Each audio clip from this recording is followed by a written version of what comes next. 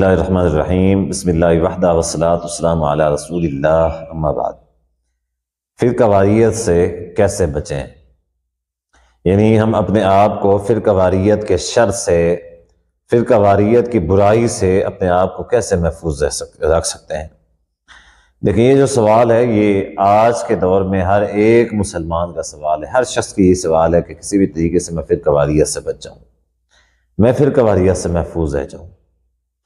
تو آئیے آج کے انشاءاللہ اس ویڈیو کے اندر میں آپ کو انتہائی قیمتی باتیں بتاؤں گا کہ جن کے ذریعے سے آپ اپنے آپ کو فرقہ واریت سے بچا پائیں گے، جو آپ کے لیے بہت زیادہ یوزفل، مددگار ثابت ہوں گی۔ دیکھیں، سب سے پہلی جو یاد رکھنے والی بات ہے وہ یہ ہے کہ اکثر و بیشتر جو لوگ ہیں وہ فرقہ واریت سے بچنے کے لیے جو کام کرتے ہیں وہ یہ کرتے ہیں کہ بھی مولویوں کو چھوڑو، مولوی فرقہ واریت یعنی اپناتے ہیں۔ مثال کے طور پہ ہو گیا، اہل حدیث ہیں، اہل حدیث اپنی بات کرتے ہیں، دیوبندی اپنی بات کرتے ہیں، بریلوی اپنی بات کرتے ہیں، اہل تشیع اپنی بات کرتے ہیں، اسی طریقے سے جو دوسرے چھوٹے موٹے فرقے ہیں وہ سارے اپنی اپنی بات کرتے ہیں۔ تو وہ بہت سارے لوگ جو ہیں وہ یہ سوچتے ہیں کہ ان کے قریب نہیں جانا۔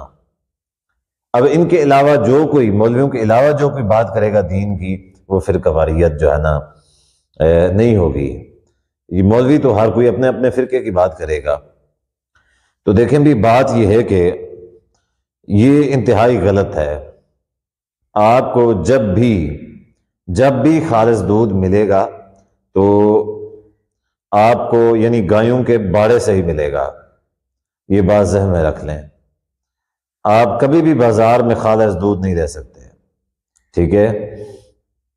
تو اس حوالے سے بھی یہی بات ہے کہ اگر خالص آپ کو دین ملے گا تو خالص دین آپ کو ملے گا ان سے، مولویوں سے، کسی نہ کسی مولوی سے ہی ملے گا۔ آپ کو دین جو ہے خالص دوسرے لوگوں سے نہیں ملے گا۔ مثال کے طور پہ آپ اگر چاہتے ہیں کہ آپ کو کوئی اچھا طبیب مل جائے جو ایماندار ہو اور خالص نسخے دیتا ہو، تو خالص نسخے کی تلاش میں آپ کبھی بھی کسی جاہل، کسی گنوار، کسی کسان، کسی یعنی بڑھئی یا کسی دوسرے کے پاس آپ جائیں گے، آپ اس امید سے کہ وہ آپ کو خالص نسخہ دے گا، تو وہ آپ کو کبھی بھی خالص نسخہ نہیں دے گا، ٹھیک ہے؟ ہاں، خالص نسخہ دے سکتا ہے تو کوئی نہ کوئی حکیم اور طبیب دے سکتا ہے۔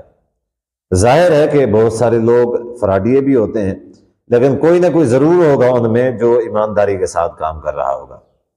تو یہاں بھی یہ معاملہ ہے کہ دین آپ کو مولویوں سے ملے گا، یہ بات ذہن میں رکھ لیں۔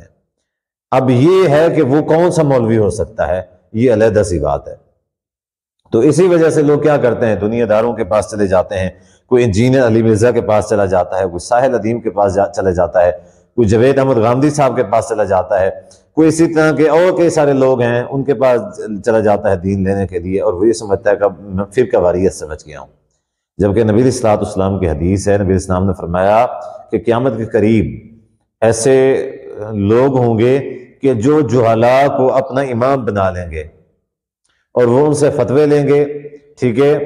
جو ان کے جاہل امام ہوں گے وہ خود غلط، بغیر علم کے غلط فتویٰ دیں گے، یفتون بغیر علم یضلون فیضلون، وہ خود بھی گمراہ ہوں گے اور وہ ان کو بھی گمراہ کریں گے، اپنے فالوورز کو۔ تو یہ قیامت کی نشانی ہے۔ یہ ابھی ایسے بہت سارے لوگ مارکیٹ میں آ رہے ہیں جو فرقہ واریت کو ختم کرنے کا دعویٰ کرتے ہیں، یہ سارے فراڈی ہیں، یہ بات ذہن میں رکھ لیں۔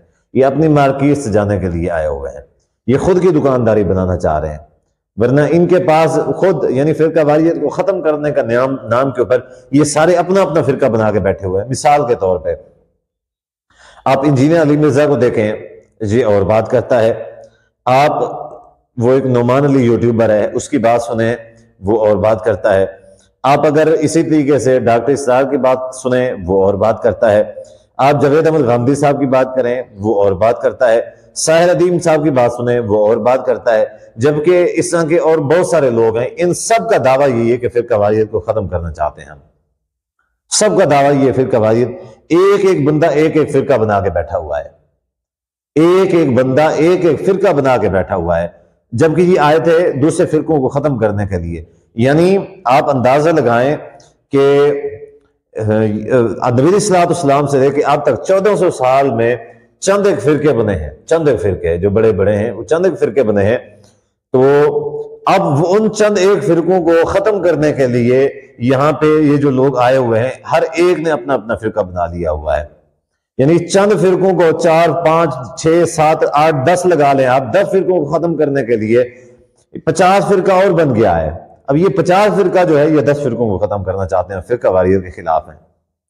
تو اس طرح کے لوگوں کے جھانسے میں کبھی بھی مت آئیں گے. اگر آپ فرقہ واریت سے اپنے آپ کو بچانا چاہتے ہیں تو 1-2 باتیں جو ہیں وہ اپنے ذہن میں رکھ لیں. سب سے پہلے تو بہت سارے لوگ جو ہیں وہ کسی بھی مسئلے کے حوالے سے جب مجھ سے رابطہ کرتے ہیں تو سب سے پہلے پوچھتے ہیں مفتی صاحب آپ کا تعلق کس جماعت کے ساتھ ہے, کس فرقے سے ہے. تو مجھے اس بات سے انتہائی بہت زیادہ چڑھے اور مجھے بہت برا لگتا ہے جب لوگ اس طرح کی بات کرتے ہیں, اور بعض اوقات میں غصہ بھی ہو جاتا ہوں. ٹھیک ہے, میں ان سے کہتا ہوں کہ بھائی آپ کو یہ نہیں پوچھنا چاہیے کہ میں جو ہے نا میرا تعلق کس فرقے اور کس جماعت کے ساتھ ہے, بلکہ آپ مسلمان ہیں, میں بھی مسلمان ہوں. اب میں عالم دین ہوں, مفتی ہوں, اس حیثیت سے آپ کا جو بھی مسئلہ ہے آپ مجھ سے وہ مسئلہ پوچھیں. ٹھیک ہے, لیکن جب آپ مسئلہ پوچھیں تو آپ ساتھ میں یہ کہیں کہ مفتی صاحب آپ کوئی نہ کوئی قرآن کی آیت اور کوئی نہ کوئی حدیث جو ہے آپ اپنے ثبوت کے طور پہ, ریفرنس کے طور پہ آپ دے دیں. آپ نے جو مسئلہ بتایا ہے بھی اس کی دلیل یہ ہے, فلاں حدیث کی کتاب ہے, فلاں قرآن کی آیت ہے, اس کا ساتھ میں ریفرنس ضرور دے دیں. یہ طریقہ ہے فرقہ واریت سے بچنے کا. اب یہ کوئی طریقہ نہیں ہے کہ مفتی صاحب آپ کا تعلق کس جماعت سے کس فرقے سے ہے. یعنی ہر شخص اگر اپنے اپنے فرقے کے مولوی کو پکڑ کے بیٹھے گا فرقہ واریت سے کیسے یعنی وہ محفوظ ہو سکے گا. ہر عالم سے, جو بھی عالم ہے کسی بھی جماعت کا ہے, ہر عالم سے سوال کریں. ٹھیک ہے, مسئلہ پوچھیں اپنا جو بھی مسئلہ ہے, لیکن ساتھ میں اس عالم صاحب سے یہ کہیں کہ مولانا صاحب, مفتی صاحب آپ نے یہ جو مسئلہ بتایا ہے اس کی دلیل کے طور پہ کوئی نہ کوئی ریفرنس ضرور دے دیں کہ فلاں قرآن کی آیت میں ہے, فلاں حدیث میں ہے. ٹھیک ہے, وہی مسئلہ آپ جا کے کسی اور عالم سے پوچھیں. اب وہ عالم صاحب اگر کسی اور طریقے سے بتائیں, جیسے وہ پہلے عالم نے بتایا تھا, کسی اور طریقے سے بتائیں, تو آپ ان سے بھی یہی کہیں کہ مفتی صاحب میری گزارش ہے کہ آپ ریفرنس دے دیں. ٹھیک ہے, اب کسی اور مفتی سے آپ رابطہ کریں اس مسئلے کے حوالے سے, اگر وہ ان دونوں سے مختلف مسئلہ بتائے تو پھر اس سے بھی اپنا جو ہے نا دلیل کا مطالبہ کریں اور ریفرنس جو ہے وہ نوٹ کرتے جائیں. اب 3 ہو گئے, زیادہ کے پاس نہ بھی جائیں, 3 کے پاس جائیں. اب آپ پہلے جو مفتی صاحب ہیں ان کو باقی کے پچھلے جو 2 مفتی صاحبان تھے انہوں نے جو ریفرنس اور حوالہ جات دیے تھے ان کے حوالہ جات آپ ان کو پیش کریں اور آپ ان سے کہیں کہ مفتی صاحب یہ میں نے فلاں فلاں مفتی صاحب سے مسئلہ پوچھا, انہوں نے مجھے اس کا یہ جواب دیا اور یہ دلیل دی, آپ کے پاس اس کا کیا جواب ہے. اب وہ مفتی صاحب جو ہے نا جو جواب دیں گے آپ نے وہ جواب لے کے باقی کے جو مفتی تھے ان کے سامنے پیش کر دینا ہے کہ مفتی صاحب فلاں مفتی صاحب جو تھے انہوں نے یہ حوالہ دیا تھا اور اپنی دلیل کے طور پہ آپ نے جو حوالہ دیا آپ اس نے اس حوالے کا اس طریقے سے رد کیا ہے, اس طریقے سے جواب دیا ہے, اس کی وضاحت کی ہے.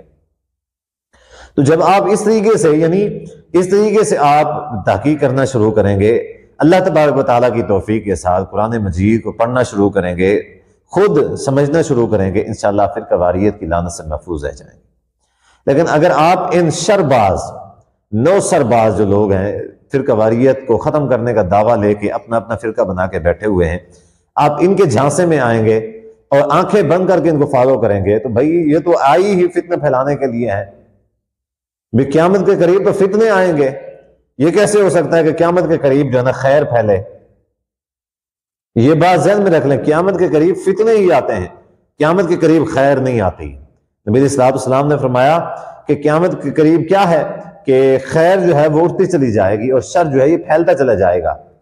اب یہ جو پھیل رہا ہے فرقہ واریت کو ختم کرنے والا جنون, یہ خیر نہیں ہے, یہ بات ذہن میں رکھ لیں, یہ شر ہے.